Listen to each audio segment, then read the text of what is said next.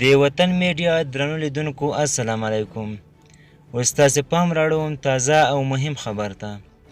احمد مسعود وایي نړیواله ټولنه دې د طالبانو په رسمیت نه پیژندلو ته دوام ورکړي. د افغانستان د ملي مقاومت جبهې مشر احمد مسعود ویلي تمه لري د نړیوالې ټولنې لخوا د طالبانو په رسمیت نه پیژندلو پالیسي به په قطعیت سره دوام وکړي او دا یې د پراخ مقاومت د افغانستان دننه او بهره د پراخو اعتراضونو پایله بللې ده. احمد مسعود په یو تازه خپرول شوي بیانیه کې ویلي موږ د نړۍ د هیوادونو لخوا د طالبانو د ادارې په رسمیت نه پیژندلو او د یو ټولګډوني حکومت پر جوړېدو د ټینګار د مناسب دریځ هرکلی کوو.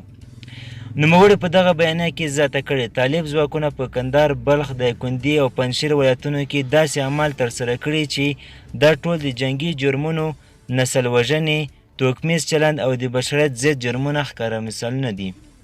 ښاغلي مسعود ویلي تر هغه به جګړه او مقاومت کوي تر څو چې د خپلو خلکو مشروع اهداف یې نه وي ترلاسه کړي. وروسته له هغې چې طالبان پنجشیر ونیو د احمد مسعود او د پخواني ولسمشر لومړي مرستیال امرالله صالح د ځایګي په اړه ضد او نقیض راپورونه ورکول کېدل. ځینو ویل چې دوی تاجکستان ته تللي خو دا خبرونه په خپلواکه توګه نه دي تایید شوي. بل لور ته طالب ویاندویان تر دې وړاندې دا ډول تورونه رد کړي دي.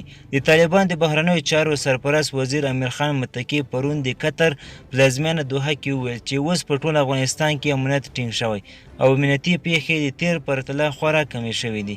ښاغلي متکي په ځانګړې توګه د پنجشیر په اړه وویل په دغه ولایت کې حالت آرام دی او د پنجشیر خلک طالبانو خوښ دي.